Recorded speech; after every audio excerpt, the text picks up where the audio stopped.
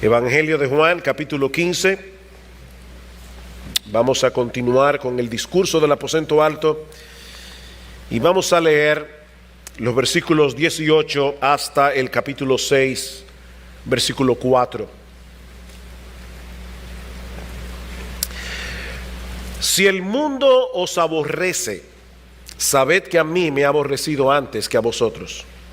Si fuerais del mundo, el mundo amaría lo suyo, pero porque no sois del mundo, antes yo os elegí del mundo, por eso el mundo os aborrece. Acordaos de la palabra que yo os he dicho: el siervo no es mayor que su señor. Si a mí me han perseguido, también a vosotros os perseguirán. Si han guardado mi palabra, también guardarán la vuestra.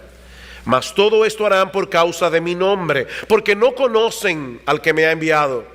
Si yo no hubiera venido ni les hubiera hablado, no tendrían pecado, pero ahora no tienen excusa por su pecado. El que me aborrece a mí, también a mi Padre aborrece. Si yo no hubiese hecho entre ellos obra que ningún otro ha hecho, no tendrían pecado, pero ahora han visto y han aborrecido a mí y a mi Padre. Pero esto es para que se cumpla la palabra que está escrita en su ley: sin causa me aborrecieron. Pero cuando venga el Consolador, a quien yo os enviaré del Padre, el Espíritu de verdad, el cual procede del Padre, Él dará testimonio acerca de mí. Y vosotros daréis testimonio también, porque habéis estado conmigo desde el principio. Estas cosas os he hablado para que no tengáis tropiezo. Os expulsarán de las sinagogas, y aún viene la hora cuando cualquiera que os mate pensará que rinde servicio a Dios, y harán esto porque no conocen al Padre ni a mí. Mas he dicho estas cosas para que cuando llegue la hora os acordéis de que ya os lo había dicho. La Reina Valera tiene un título en medio del versículo. Olvídense de ese título y sigamos leyendo. Esto no os lo dije al principio, porque yo estaba con vosotros.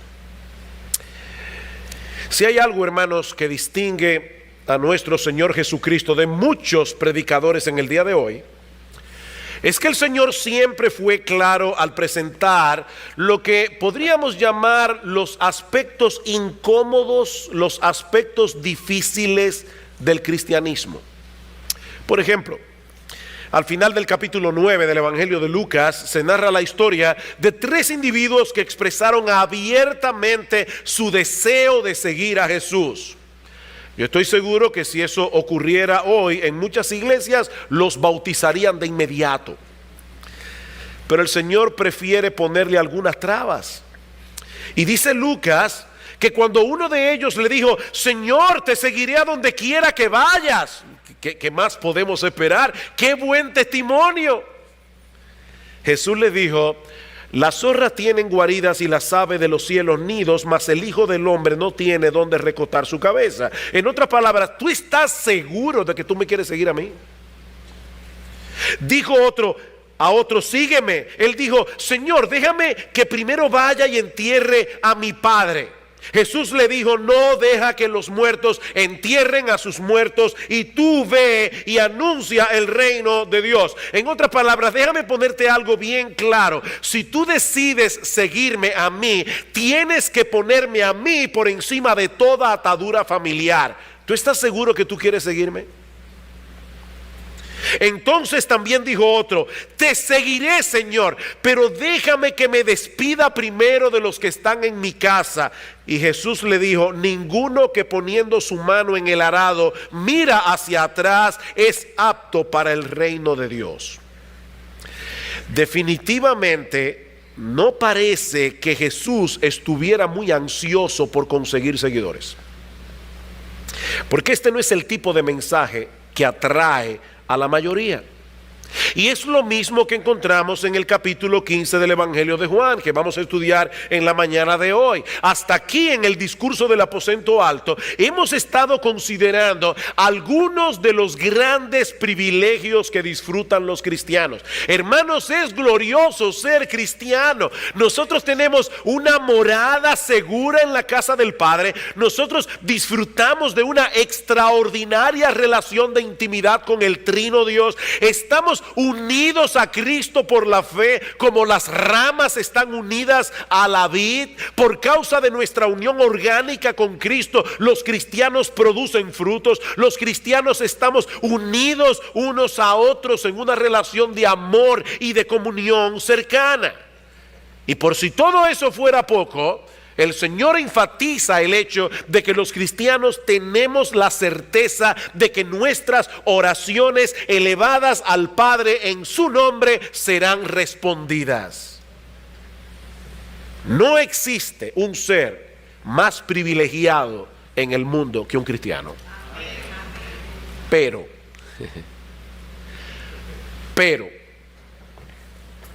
ahora el Señor quiere que consideremos con cuidado la otra cara de la moneda. Porque eso es verdad. Y seguirá siendo verdad cuando terminemos este mensaje. Pero lo cierto es, hermanos, que nosotros vivimos en un mundo hostil, en un mundo que odia, aborrece, persigue, rechaza a los cristianos por causa de nuestra unión con Cristo. Vean una vez más el versículo 18.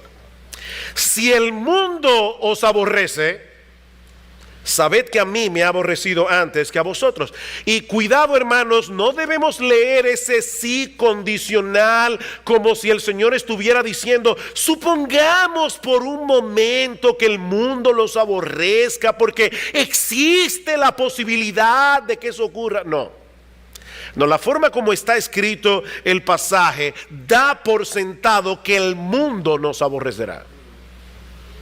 Y lo que el Señor quiere explicarnos es ¿por qué? Sí sabemos que en el mundo hay muchos hipócritas que dicen ser cristianos y no lo son. Personas que viven vidas inconsistentes con la fe que profesan creer, y no resulta extraño que atraigan sobre sí el aborrecimiento de las personas que los rodean. Pero no es ese el tipo de caso que Jesús está planteando en este pasaje. Los cristianos que el mundo aborrece son los mismos que él acaba de describir en el pasaje que estudiamos la semana pasada y las semanas anteriores acerca del pámpano que da fruto por el hecho de estar unido a la vid. Los cristianos que el mundo aborrece no son perfectos, pero manifiestan en cierto grado el carácter y la obra de Jesús, y sin embargo son aborrecidos. Ese aborrecimiento no siempre se manifiesta de la misma manera, no siempre se manifiesta en la misma intensidad. Puede ir desde la hostilidad abierta y agresiva hasta el menosprecio, la indiferencia, el aislamiento, pero siempre estará allí. Siempre estará allí, de un modo u otro. Cuando yo me convertí al Señor hace 37 años atrás, a punto de cumplir los 18, había en el barrio un amigo muy cercano. Y cuando digo muy cercano, muy cercano. Todos los días yo llegaba de la escuela y llamaba a mi amigo. Por 7 años íbamos juntos al tenis, íbamos juntos a fiestas, hacíamos todo juntos hasta que yo me convertí. Y yo recuerdo que una tarde estábamos sentados en la galería de mi casa y yo comencé a predicarle el evangelio. Allí mismo me detuvo en seco. Y a partir de ese momento nunca más lo volví a ver. Así de radical. Nunca más lo volví a ver. Por supuesto, hermanos, eso no es nada en comparación con lo que están sufriendo muchos de nuestros hermanos en otras partes del mundo. Pero eso es parte del aborrecimiento del que Jesús nos está hablando aquí. Ahora, ¿por qué los inconversos aborrecen a los creyentes? ¿Qué es lo que provoca ese tipo de reacción en contra de los cristianos? Y la respuesta de Cristo es: vuestra identificación conmigo. Todo nuestro problema con el mundo es nuestra identificación con Jesús. Vean otra vez el versículo 18. Si el mundo os aborrece, sabed que a mí me ha aborrecido antes que a vosotros. Si fuerais del mundo, el mundo amaría a los suyos, pero porque no sois del mundo, antes yo os elegí del mundo, por eso el mundo os aborrece. Acordaos de la palabra que yo os he dicho. El siervo no es mayor que su Señor. Si a mí me han perseguido, también a vosotros os perseguirán. Si han guardado mi palabra, también guardarán la vuestra. El Señor vuelve a traer aquí a colación algo que él había dicho a sus discípulos en el contexto del lavamiento de los pies. Recuerdan en Juan capítulo 13 versículo 16. Y es que el discípulo no puede ser mayor que su maestro. Si Jesús había asumido el papel de un siervo al lavar los pies de los discípulos durante la última cena, nosotros deberíamos asumir esa misma actitud de humildad, de servicio, pero ahora Cristo está aplicando ese mismo principio en otra situación. Mis hermanos, si nuestro Rey y Señor sufrió el desprecio del mundo, al punto de ser clavado injustamente en una cruz, ¿por qué pensamos que vamos a recibir de ese mismo mundo un trato diferente? ¿Por qué? ¿Somos acaso nosotros mejores que Jesús? Si Él llevó una corona de espinas, ¿por qué tú estás esperando una corona de gloria? Dice en Mateo 10:25, si al padre de familia llamaron Belcebú, imagínense, al padre de familia le dijeron endemoniado, al padre de familia le llamaron el príncipe de los demonios. Eso le dijo el mundo a Jesús. Y ahora él se pregunta, ¿cuánto más a los de su casa? ¿Alguna vez te han llamado demonio a ti? Entonces no te quejes, porque a Jesús se lo dijeron. A final de cuentas, mis hermanos, toda esta persecución, todo este aborrecimiento, todo este rechazo, no se trata de nosotros, se trata de Él. No se trata de nosotros, se trata de Él. Cuando nos convertimos al Señor, nos pasamos salvando del enemigo en lo que al mundo respecta. Dice, si ustedes fueran del mundo, el mundo amaría a los suyos, pero yo los elegí del mundo. Ustedes ya no pertenecen al mundo. Y es importante aclarar, mis hermanos, que el mundo no tiene una sola forma de pensar. Alguien decía, hay una sola verdad y hay muchas clases de error. El mundo tiene muchas formas de pensar, pero hay algo que unifica el pensamiento del mundo y es su rechazo a lo que el verdadero Jesús representa. En eso están unidos. Piensen por un momento en el nazismo y en el comunismo. Nazismo alemán, el comunismo. Estos dos sistemas representan dos extremos en el espectro de la ideología política. Dos extremos. Los nazis no querían saber de los comunistas no querían saber de los nazis, pero los cristianos eran aborrecidos y perseguidos en los dos sistemas. Porque ambos tienen en común su aborrecimiento al Señor Jesucristo. Y lo mismo podemos decir de cualquier otro sistema del pensamiento humano creado por el hombre. Al hombre le rechina la idea de que Jesucristo sea Señor. Al hombre le revienta la idea de que Jesucristo debe ser obedecido.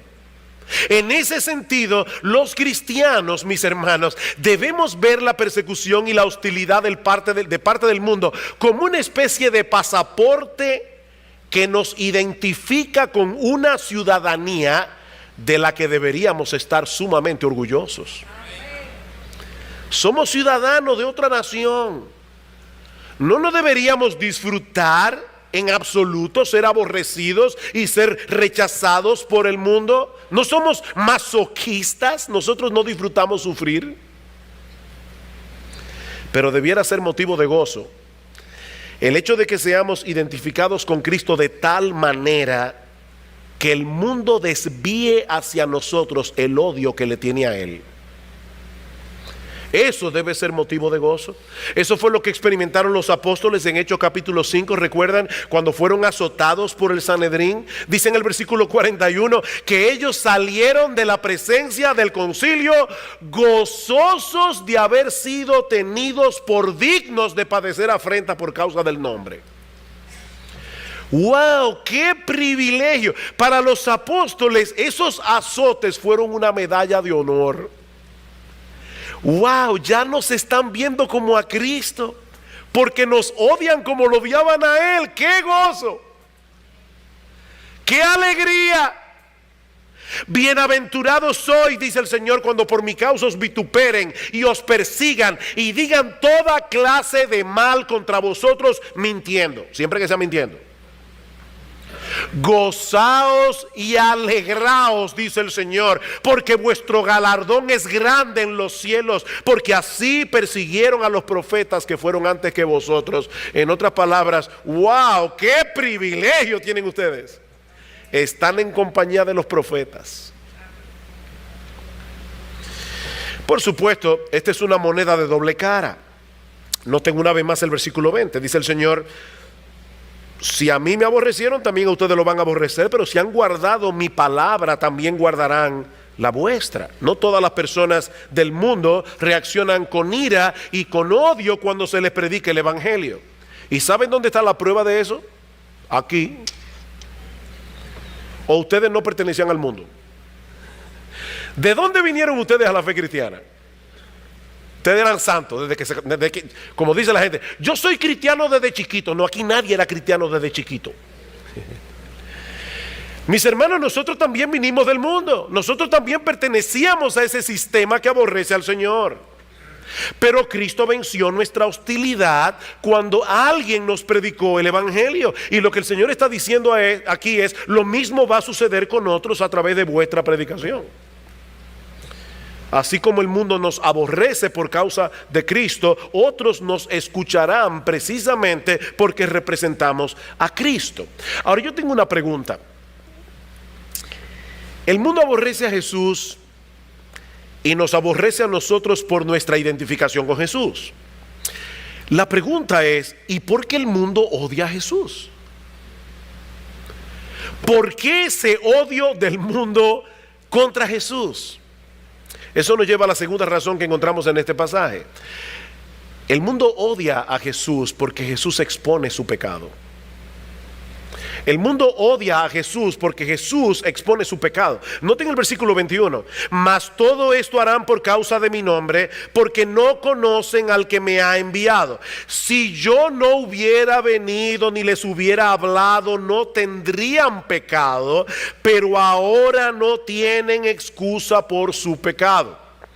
Este pasaje puede dar la impresión de que Jesús está diciendo que si Él no hubiera venido al mundo a hablar la palabra de Dios, y si Él no hubiera hecho en el mundo los milagros que Él hizo, los hombres no serían culpables de pecado.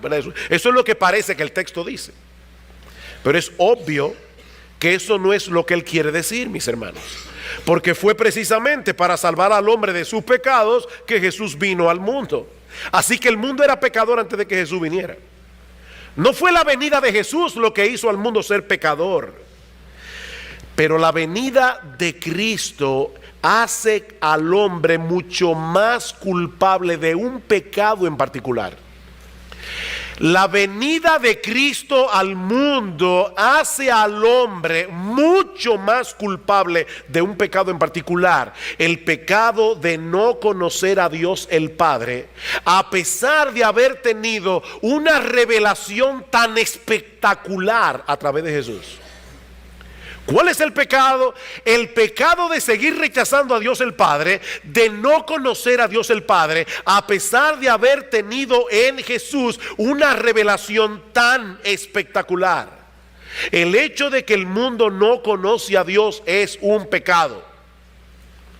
El hecho de que el mundo no conoce a Dios es un pecado. ¿Saben por qué? Porque Dios se ha revelado al hombre en una forma muy clara y contundente, pero el hombre ha decidido rechazar pecaminosamente esa revelación. Es a eso que se refiere Pablo cuando dice en Romanos capítulo 1 versículo 18 que la ira de Dios se revela desde el cielo contra toda impiedad e injusticia de los hombres que detienen con injusticia la verdad. ¿Cuál verdad? Dice Pablo, porque lo que de Dios se conoce les es manifiesto, Dios se lo manifestó, su eterno poder, su deidad, se hacen claramente visibles por medio de las cosas hechas, de modo que no tienen excusa. El hombre no tiene excusa. Hay personas que tal vez nos visitan en la mañana de hoy, por primera vez. Tal vez tú nunca has estado en este edificio. Yo estoy completamente seguro que si yo te dijera en esta mañana, mira, tú no lo sabes, pero tú estás hoy sentado en una de las grandes maravillas de la creación. Porque aquí donde tú ves este edificio, nadie lo hizo. Este edificio se hizo solo. A través de millones y millones y millones de años, la lluvia, el viento, terremotos, fueron moviendo los materiales. Increíblemente apareció este edificio así, con micrófono y todo. Si una persona me creyera, o está mal de la cabeza o es muy bruta. Este universo es mucho más complejo que este edificio. Pero el hombre en su necedad dice que se hizo solo. Muchas veces las personas se escudan en su ignorancia para evadir su responsabilidad. ¿Han oído eso? Sobre todo llega el inspector de impuestos sobre la renta y dice, ay, pero yo no sabía que eso pagaba impuestos. El problema es que hay ocasiones en que alegar ignorancia nos hace más culpables. Por ejemplo, no es un pecado, gracias al Señor, no es un pecado que muchos de nosotros no podemos explicar la teoría de la relatividad de Einstein.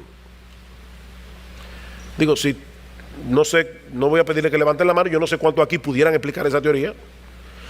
Pero si tú no puedes, no te preocupes, eso no es un pecado.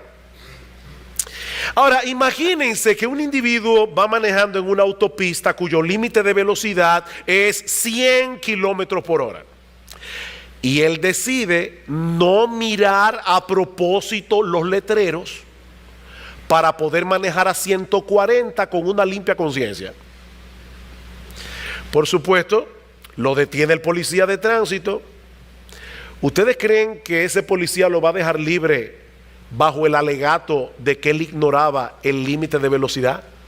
No, porque si él iba manejando por la autopista, él debió poner atención a las señales que indicaban el límite de velocidad. Bueno, lo que Pablo está diciendo en Romanos capítulo 1 es que ese es el problema del hombre con la justicia de Dios. Las señales de la existencia de Dios fueron colocadas en todo el universo que Él creó para revelar su gloria, para dejar al hombre sin excusa, dice Pablo.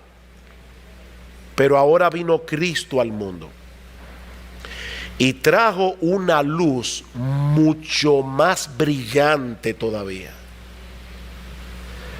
Y esa venida de Cristo al mundo hace más inexcusable el pecado del hombre de no conocer a Dios. En otras palabras, esa ignorancia de Dios siempre ha sido pecado desde que Adán y Eva se rebelaron en el huerto del Edén. Pero después de la venida de Cristo, que es la perfecta revelación de Dios, la culpabilidad humana aumenta porque nunca antes el mundo había decidido pasar por alto una luz tan brillante. Dice en Juan capítulo 3, esta es la condenación, que la luz vino al mundo, la luz vino al mundo, y en los hombres amaron más las tinieblas que la luz, porque sus obras eran malas, porque todo aquel que hace lo malo aborrece la luz y no viene a la luz para que sus obras no sean reprendidas. Hermanos, la luz de Cristo es tan brillante, la luz de Cristo es tan pura que hace más evidente el pecado del mundo. De manera que los hombres solo tienen dos opciones cuando se enfrentan con Jesús. Dos. O vienen a Él en arrepentimiento y fe, buscando el perdón de sus pecados, o lo aborrecen con todas sus fuerzas. Y por supuesto, al aborrecer a Jesús, también están aborreciendo al Padre que lo envió. Versículo 23. El que me aborrece a mí, también a mi Padre aborrece. Si yo no hubiese hecho entre ellos obras que ningún otro ha hecho, no tendrían pecado, pero ahora han visto y han aborrecido a mí y a mi Padre. Ya Jesús les había dicho en Juan capítulo 14 versículo 6 que nadie puede ir al Padre si no es a través de Él. Pero ahora Él está diciendo algo más contundente. El que ama a Jesús ama al Padre.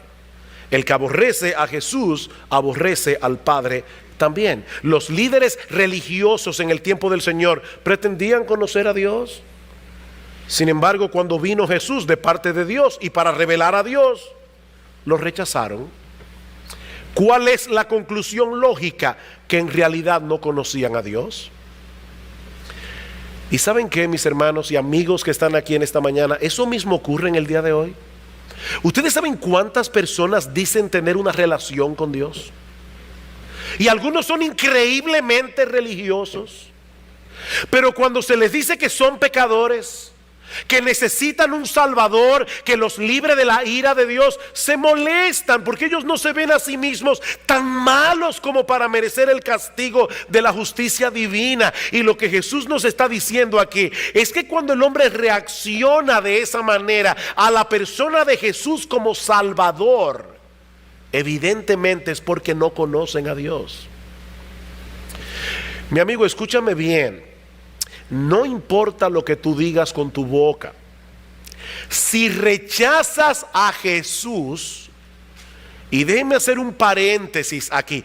Si rechazas a Jesús, no como el amigo que puede resolver todos tus problemas terrenales, no como aquel que da paz. Hay personas que dicen: a mí Jesús me da tanta paz. No, yo no estoy hablando de ese Jesús. Yo no estoy hablando de esa mezcla de genio de la lámpara de Aladino con psiquiatra todopoderoso. Yo estoy hablando del Jesús que vino a salvar al hombre de su pecado, del Jesús que vino a salvar al hombre de las llamas del infierno. Si tú no crees en ese Jesús, estás evidenciando que perteneces al grupo de los que no conocen a Dios y estás abrazando deliberadamente la maldad y las tinieblas. Así de simple. Tú estás abrazando de corazón la maldad y las tinieblas. Ese es el pecado del que Jesús está hablando aquí. Mis hermanos, piensen en esto por un momento. Otra vez, ¿cómo es posible odiar a una persona como Jesús? Es comprensible que el nombre de Nerón, de Hitler, de Stalin provoque un profundo rechazo en el corazón. Pero ¿por qué una persona puede odiar a Jesús? Y otra vez, mi amigo, porque puedes estar sentado aquí y decir: no, pero yo no odio a Jesús. No sé, a mí me encanta la persona de Jesús. No, déjame explicarte algo. Es que con Jesús es todo o nada. O sea, si tú no le has entregado completamente, absolutamente tu vida a Jesús, tú odias a Jesús. Porque vuelvo y te repito, con Él no hay términos medios, es todo o es nada. O tú te has entregado a Cristo de corazón en arrepentimiento y fe, o tú eres de los que odian a Jesús. Así de sencillo. Bien, yo vuelvo al punto otra vez. ¿Y por qué una persona puede odiar a Jesús? Porque ama su pecado. Porque ama su pecado. Y la persona de Jesús lo pone en evidencia. No hay otra razón. Versículo 25. Dice el Señor: pero esto es para que se cumpla la palabra que está escrita en su ley. Sin causa me aborrecieron. No hay ninguna razón, no hay un problema en Jesús. No hay nada malo en Él que pudiera provocar el odio y el rechazo que Él experimentó durante su ministerio terrenal, excepto su santidad y su pureza que hacen más evidente nuestra maldad y nuestro pecado.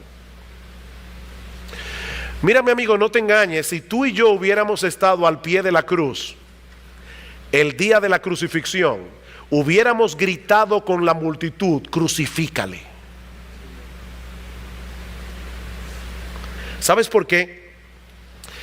Porque Jesús atenta contra las dos cosas que el hombre más aprecia: su autonomía y la imagen elevada que él tiene de sí mismo. Jesús atenta contra las dos cosas que el hombre más aprecia: su autonomía y su elevada autoimagen. Jesús te dice: tú no vales nada. Jesús te dice: eres un pecador. Jesús te dice: si Dios te da lo que tú mereces, te da el infierno. Tú no eres la gran persona que tú crees que eres. Y eso molesta profundamente. ¿Y saben qué, mis amados hermanos?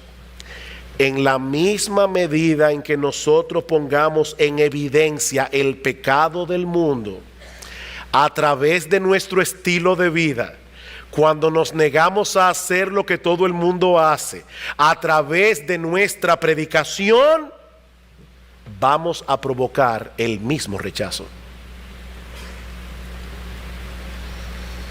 ¿Qué debemos hacer entonces? ¿Ocultar la realidad de nuestro cristianismo y dejar de predicar el evangelio? Eso es lo que muchos hacen. Son cristianos de la secreta. Nadie lo sabe. No, de ninguna manera.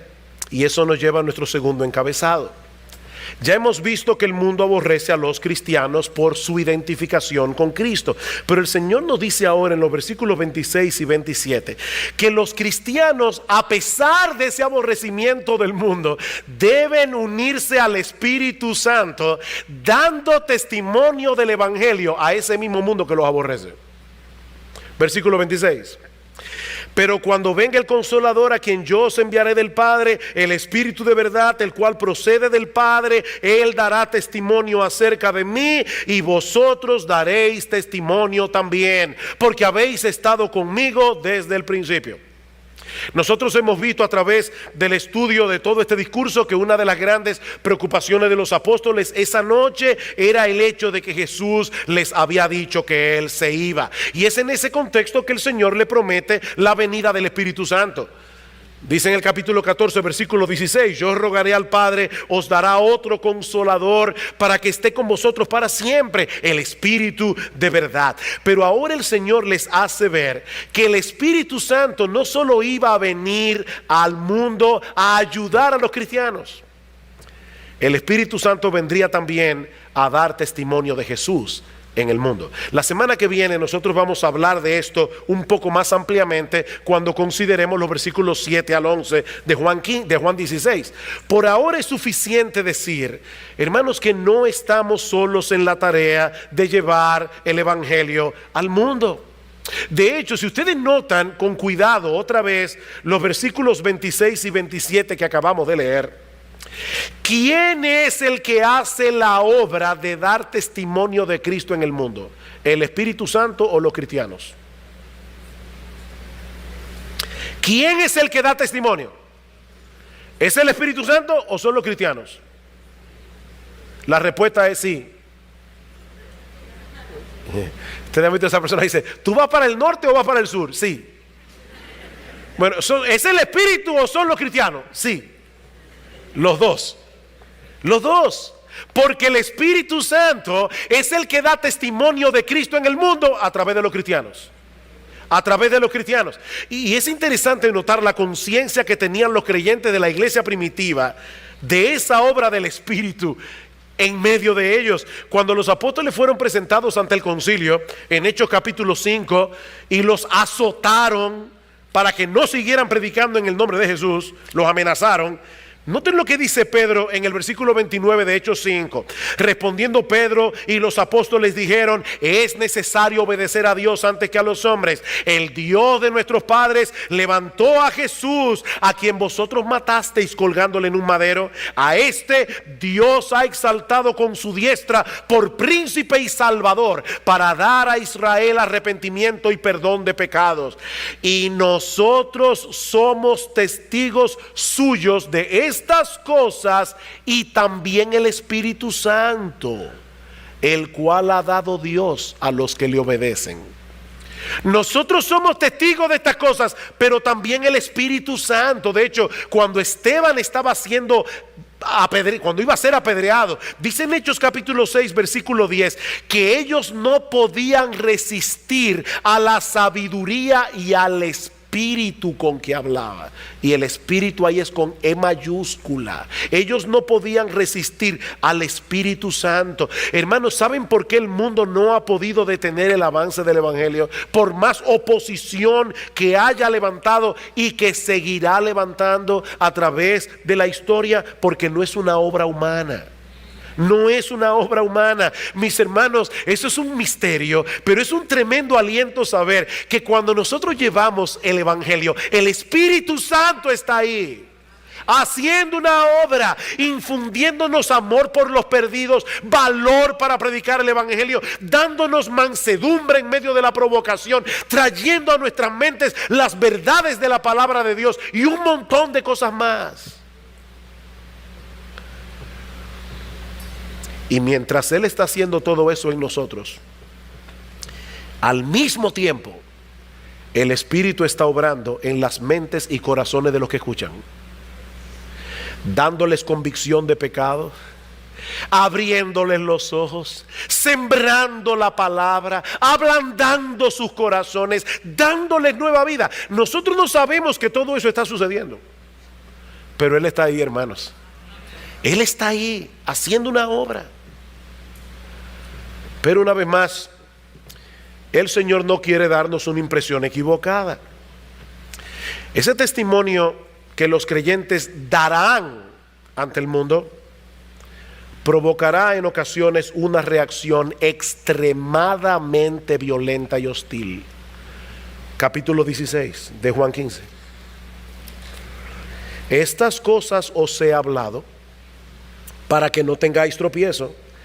Os expulsarán de las sinagogas, y aún viene la hora cuando cualquiera que os mate pensará que rinde servicio a Dios, y harán esto porque no conocen al Padre ni a mí. Mas he dicho estas cosas para que cuando llegue la hora os acordáis de que ya os lo había dicho. Esto no os lo dije al principio porque yo estaba con vosotros. Hay tres cosas aquí a la que deseo llamar vuestra atención. La primera es que el aborrecimiento del mundo hacia los creyentes, hermanos, puede llegar a niveles de mucha crueldad.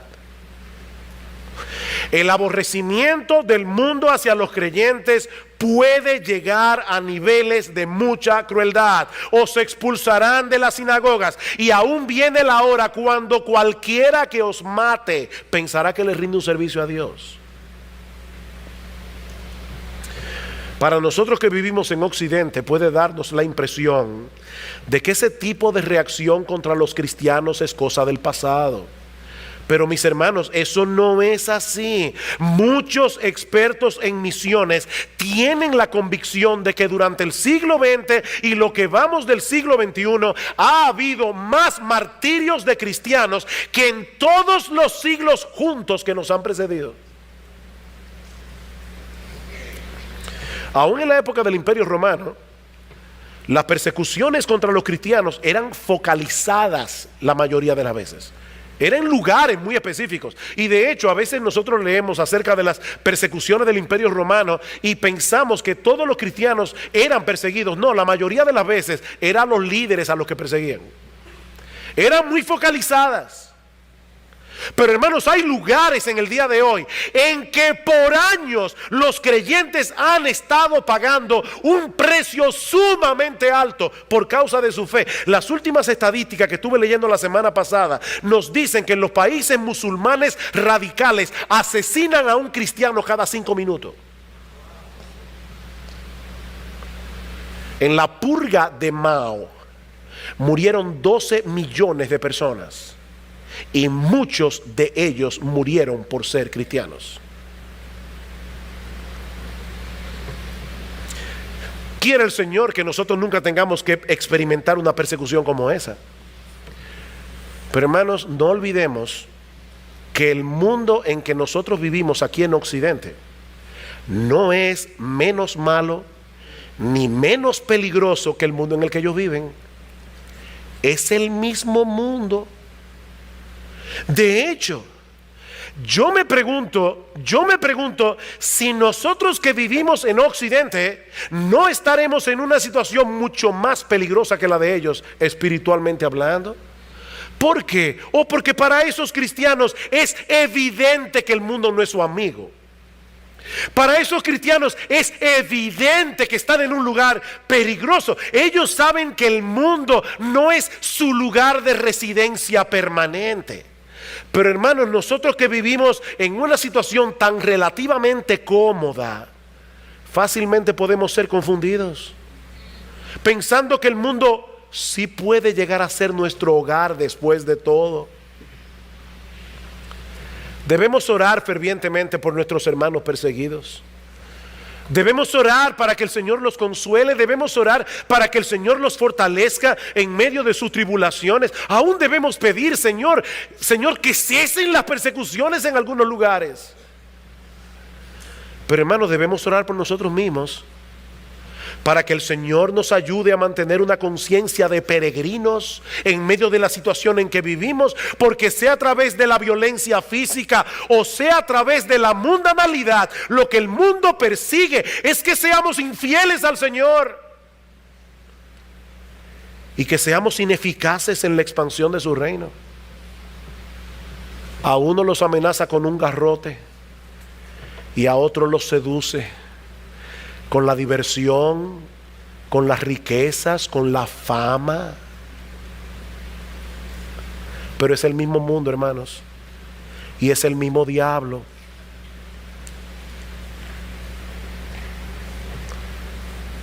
Por otra parte, nosotros vemos en este pasaje que la distorsión del pensamiento del mundo es tal que en ocasiones los cristianos serán llevados a la muerte en el nombre de Dios. En el nombre de Dios, por personas que no conocen a Dios. Dice, os expulsarán de las sinagogas y aún viene la hora cuando cualquiera que os mate pensará que le rinde un servicio a Dios. Cuando el arzobispo Cranmer fue quemado en la hoguera, se celebró un culto de adoración a Dios, dando acción de gracias por haber eliminado un hereje. Pensará que rinden servicio a Dios. Pero harán esto, dice Cristo, porque no conocen al Padre ni a mí.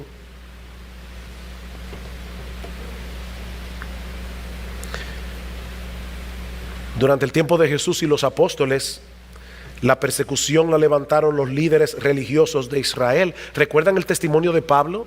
En Hechos capítulo 26 dice que él había llegado a pensar, oigan esto, Pablo había llegado a pensar que era su deber hacer muchas cosas contra el nombre de Jesús de Nazaret, incluyendo encarcelar a los cristianos, forzarlos a blasfemar. Y dice en el versículo 10, y cuando los mataron, yo di mi voto. Ese era Pablo, el gran apóstol Pablo. Yo creía que era mi deber atacar a los cristianos en el nombre de Dios. Los mataba para la gloria de Dios. Ocurrió durante la Edad Media con la famosa Santa Inquisición de la Iglesia Católica Romana. Está ocurriendo en el día de hoy en esos países musulmanes radicales de los que hablábamos hace un momento. En otras palabras, hermanos, la iglesia no había nacido todavía cuando Jesús dijo eso, pero el Señor sabía que la iglesia iba a tener un impacto tal en el mundo que iba a levantar una terrible oposición. Él ya lo sabía. Por otra parte, también debemos notar en este texto que el Señor no nos dice estas cosas para asustarnos. No. El Señor no nos dice estas cosas para asustarnos. Él nos dice estas cosas para que mantengamos nuestra firmeza, aún en el contexto de la peor hostilidad. Dice en el versículo 1, estas cosas os he hablado para que no tengáis tropiezo.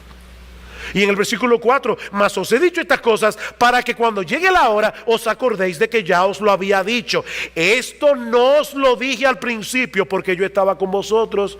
¿Qué es lo que el Señor está diciendo ahí? Que mientras Jesús estaba en la tierra, durante su ministerio terrenal, todo el odio del mundo se volcó hacia Jesús, no hacia los apóstoles. Pero ahora Jesús les dice, ya yo me voy. Ahora todo ese odio que el mundo me tenía a mí, lo van a volcar contra ustedes. Yo no les dije esto al principio, dice Jesús, porque no era necesario. Además, yo estaba aquí para consolarlos. Pero sepan ahora que todo el aborrecimiento del mundo se va a volcar contra ustedes por seguirme a mí. Él sabía que los discípulos iban a ser el blanco de ataque directo del mundo, y el Señor se los advierte para que no los tome desprevenido y eso fuera un tropiezo para su fe. En la parábola del sembrador, el Señor dice que algunos oyentes de la palabra son como un terreno superficial en el que cae la semilla. Al momento la reciben con gozo. Hay personas que vienen a la iglesia y dicen, ay, qué lindo el evangelio. Eso es lo que yo estaba buscando toda mi vida. Yo quiero ser cristiano. Pero no tienen raíz en sí, sino que son de corta duración. Porque cuando viene la tribulación o la persecución por causa de la palabra, luego tropiezan. Muchos llegan con entusiasmo al evangelio, pero no han calculado el costo de seguir a Cristo, y la mayoría termina apostatando de la fe. Mi amigo, déjame decirte algo. La salvación es un regalo de gracia. ¿Sabes lo que eso significa? Que a ti no te va a costar nada. Cristo pagó el precio. Como hemos dicho muchas veces, la salvación es por obras, pero es por la obra de Él, no por la tuya. Él ya hizo todo lo que era necesario para que nosotros podamos ser salvos. La salvación es gratis. Pero el que quiera seguir a Cristo tiene que entender que ese camino pasa primero por la cruz antes de llegar a la gloria. La salvación es gratis, pero el camino que lleva al cielo pasa primero por la cruz. Y a pesar de eso, sigue siendo el mejor camino por donde podemos transitar. A pesar de eso. Miren, hermanos, si nosotros leemos esta porción del evangelio aislándola de su contexto, podemos llegar a la conclusión equivocada de que se trata de un pasaje muy deprimente. Pero no podemos olvidar que ese aborrecimiento del mundo es el resultado de tener una relación de intimidad con nuestro bendito Señor y Salvador Jesucristo. Y ¿saben qué? A final de cuentas, eso lo vale todo.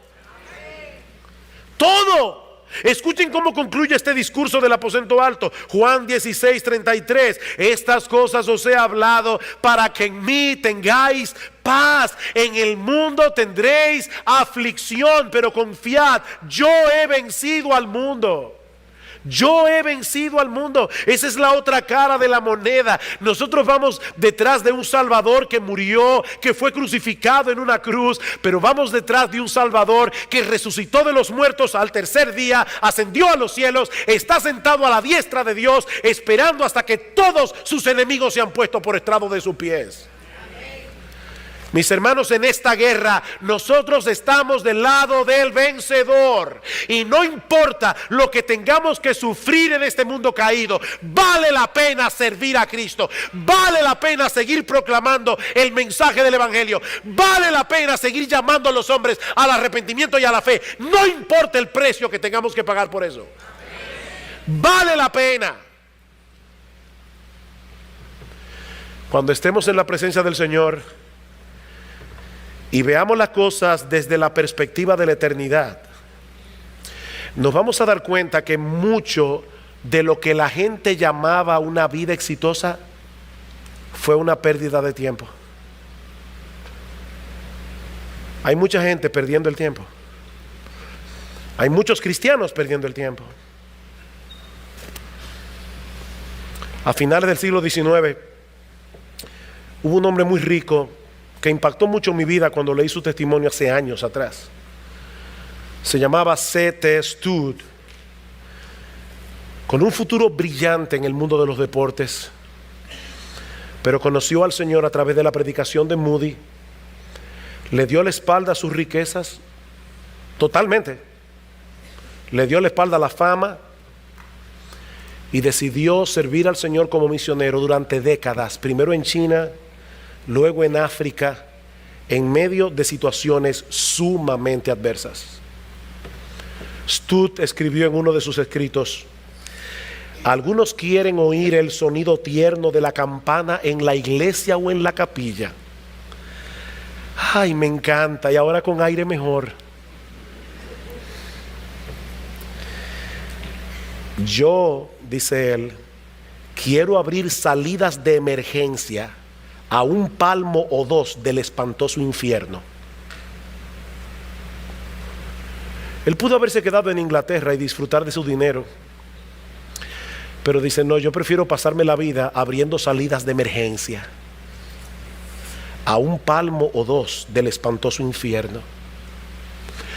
Y yo me imagino que cuando Studd tomó esa decisión de servir a Cristo en el campo misionero, dejando atrás una vida cómoda, segura, a muchos tiene que haberle parecido una locura. Pero también me pregunto, ¿cuántos habrán encontrado esa salida de emergencia? Porque hubo un hombre que tomó la decisión correcta sin importarle el costo. Queridos hermanos, ¿saben cuál es la gran lección de este pasaje? Que Jesucristo es glorioso. La gran lección de este pasaje es que Jesucristo es tan glorioso, que vale la pena vivir por Él y aún hasta morir por Él. Cuando en Juan capítulo 6 muchos de los discípulos volvieron atrás, Cristo le dice a los apóstoles: ¿ustedes se quieren ir también? Esa respuesta de Pedro: Señor, ¿a quién iremos? Señor, ¿a quién iremos? Nosotros hemos creído que tú eres el Cristo. Nosotros hemos creído que tú eres el Hijo del Dios viviente. Lo que nosotros hemos creído de ti, Señor, nos dice: vale más la pena quedarnos aquí contigo, aunque tengamos que morir como mártires por esa causa. Señor, ¿a quién iremos? Y si tú estás aquí sin Cristo en esta mañana, yo sé que este no parece ser el mensaje más apropiado para yo llamarte a que vengas a Cristo en arrepentimiento y fe y le entregues toda tu vida. Porque ya yo te estoy diciendo de antemano, óyeme bien, vas a sufrir. Te estoy diciendo de antemano, vas a tener que pagar el precio de seguir a Jesucristo. Pero yo voy a confiar en la obra del Espíritu Santo, esperando que Él abra tus ojos para que te haga ver en esta mañana que de nada le sirve a un hombre ganar el mundo entero y perder su alma.